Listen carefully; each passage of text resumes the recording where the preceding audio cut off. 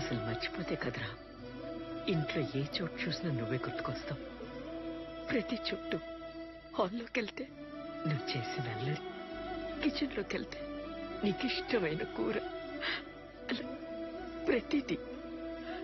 Kitchen లో window glass పగిలిపోయి చూస్తే నువ్వు ఆడిన క్రికెట్ గుర్తుకొస్తుందిరా.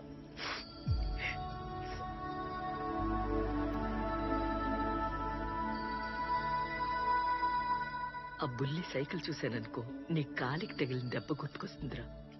ఇలా ప్రతిదీ చూస్తే నువ్వే గుర్తుకొస్తావురా.